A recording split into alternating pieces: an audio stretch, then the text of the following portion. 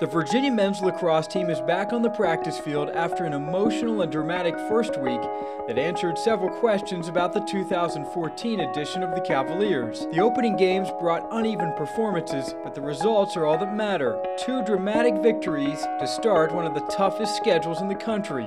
Matchups with Loyola and Richmond exposed areas of weakness, but the team's talent and mettle is unquestionable. Everybody's been struck a little bit by the first two games, and I would probably include myself in that category. The game against Loyola, I'd never been involved in a game where they had such a dramatic shift in momentum like that overall. The season opener against the 2012 national champions was the first official test and provided a show, one that fans, players, and even coaches won't soon forget. Hey, everybody doing their part. Open your mouth, move your feet. Let's go. Let's get the ball up off the deck. Get it started here now. Let's go. To the rack to Pannell. To answer, and James Pannell cans the shot from the left wing. Right now it's Tyler German handling, getting inside and tying the game. Tyler German, his first career goal. Emery, another go, and he gives Virginia its first lead of 2014. After a tight first stanza, Virginia asserted its dominance and taking an 8-goal lead into the fourth quarter. We just got into a pretty good groove offensively and consistently scored. There was a lot of goals in a row, but it was over a long period of time and several very good possessions through the middle couple quarters. We score 8 goals in a row and are sort of in complete control of the game at the end of 3 quarters. Loyola starts with an extra man in the fourth quarter. They score on the extra man, they seize the momentum. The fact that they were able to put together that run of 9 goals in a row, is noteworthy right there. Schultz wants the run on Hill, inverted against the short stick. Press the feet out front, Williams had a chance at it. It falls to an attackman on top. It's scoring the go-ahead goal is Tyler Albrecht. 9 straight goals from Loyola, 17 seconds to go. Parks taking the face-off for UVA, pushes it forward. Cavaliers with a chance here, 12 seconds to go. Ryan Tucker with 9 seconds, Conkerton with 7 seconds. Cavs need a goal, Conkerton with 3, with 2. They're not gonna get a shot off here. Out top, Tucker fires and scores! My goodness, doesn't count, doesn't count. Good, the goal counts. Overtime, can this game get any more absurd?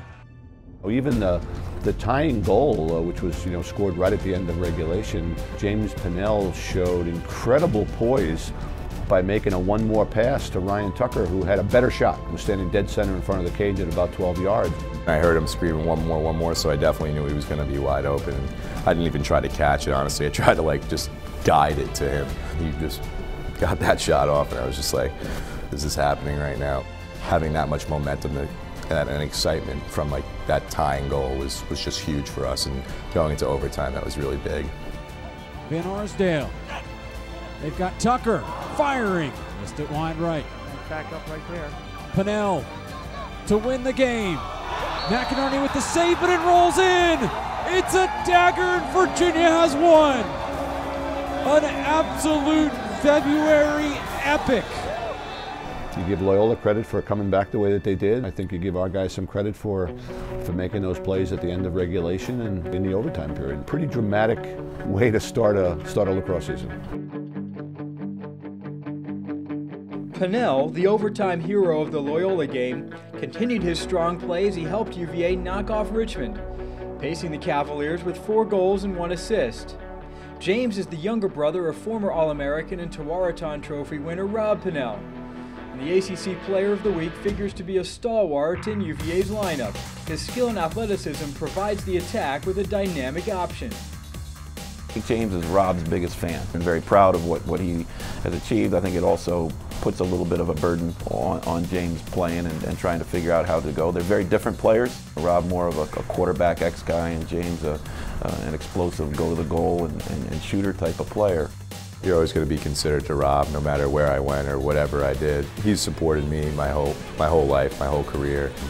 He always tells me, he's like, you can be better than me, like stuff like that. I don't really think about it too much about living up to his height, but I try to do my own thing out there and just do the best I can.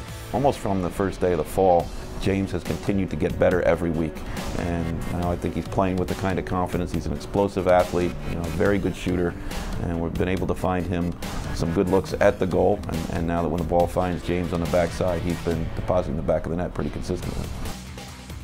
I think part of being a leader is being consistent, and I think in those first games we've had some people who have been consistent, and I think that's a huge thing for me. That's what I'm going to try to really be much more of this year. We all know that we have to get better. It's only the first week of the season, so our best game is not going to be then. All I know is we got 2 wins right now, and we're going to try to keep that going.